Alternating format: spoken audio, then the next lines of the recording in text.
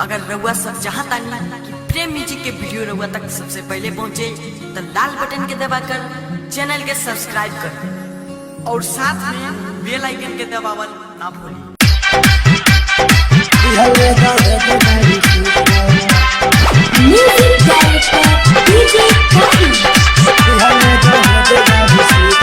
Presented by Clear Music. DJ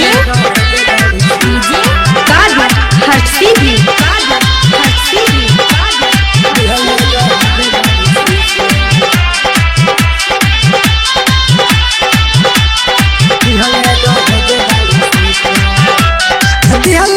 super ससुर जी दिहले दहेज गाड़ी सुपर दिहले दहेज गाड़ी सुपर ससुर जी दिहले दहेज गाड़ी सुपर तभेजे खातिर दामाद जी के ऊपर ससुर जी दिहले दहेज गाड़ी सुपर तभेजे खातिर दामाद जी के ऊपर ससुर जी दिहले दहेज गाड़ी सुपर दिहले दहेज गाड़ी सुपर ससुर जी दिहले दहेज गाड़ी सुपर दिहले दहेज गाड़ी सुपर ससुर जी दिहले दहेज गाड़ी सुपर तो जाए खातिर दामाद जी के ऊपर ससुर जी दिहले दहेज गाड़ी सुपर तो जाए खातिर दामाद जी के ऊपर ससुर जी दिहले दहेज गाड़ी सुपर।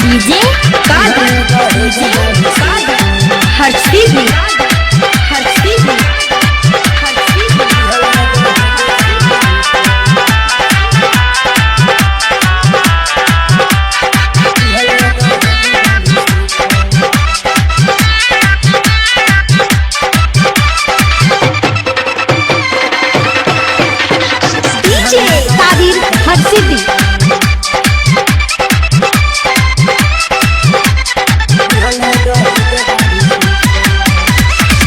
हुंडा साइन गाड़ी जे मंगनी कहे बाजार ओकर गइल हो फौजी सुपर बाइक ले लो नया लॉन्च बा भइल हो नया लॉन्च बा भइल हो हुंडा साइन गाड़ी जे मंगनी कहे बाजार ओकर गइल हो फौजी सुपर बाइक ले लो नया लॉन्च बा भइल हो ना दिहले दहेज में कुकर ससुर जी ना दिहले दहेज में कुकर ना दिहले दहेज में कुकर ससुर जी ना दिहले दहेज में कुकर तभेजे खातिर दामाद जी के ऊपर ससुर जी दिहले दहेज गाड़ी सुपर तभेजे खातिर दामाद जी के ऊपर ससुर जी दिहले दहेज गाड़ी सुपर। DJ Kader Harsibi.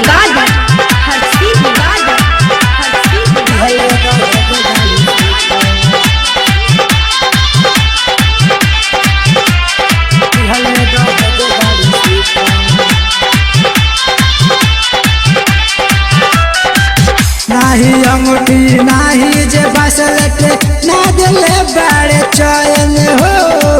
कमे अभरेज देवे लगाड़ी मन रहेला बेचैन हो नाही अंगूठी नाही जे बसल के ना दिले बड़े चयन हो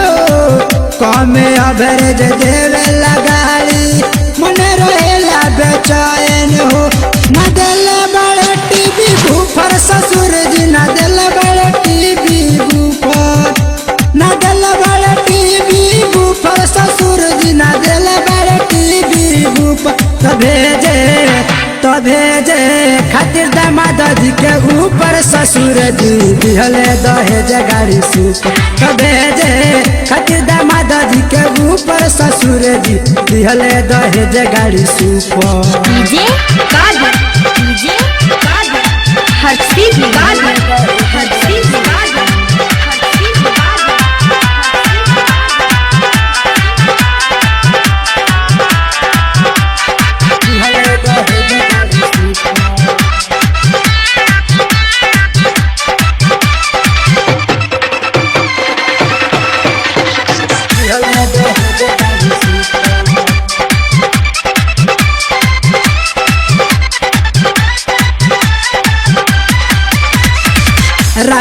सन पे सुनील बतिया लिहना तू दहेज हो कमे खर्चा में कली ह शादी करी तू परहेज हो राइटर सन पे सुनी के बतिया लिहना तू दहेज हो कमे खर्चा में कली ह शादी करी तू परहेज हो अनुप करंती बड़े सुपर ससुर जी अनुप करंती बड़े सुपर अनवर रोशन बड़े सुपर ससुर जी अनवर रोशन बड़े सुपर तभेजे खातिर दामाद जी के ऊपर ससुर जी दिहले दहेज गाड़ी सुपर तभेजे खातिर दामाद जी के ऊपर ससुर जी दिहले दहेज गाड़ी सुपर दिहले दहेज गाड़ी सुपर ससुर जी दिहले दहेज गाड़ी सुपर तभेजे खातिर दामाद जी के ऊपर ससुर जी दिहले दहेज गाड़ी सुपर तभेजे खातिर दामाद जी के ऊपर ससुर जी दिहले दहेज गाड़ी सुपर। जय माता दी डिजिटल रिकॉर्डिंग स्टूडियो छावनी चौक बेतिया।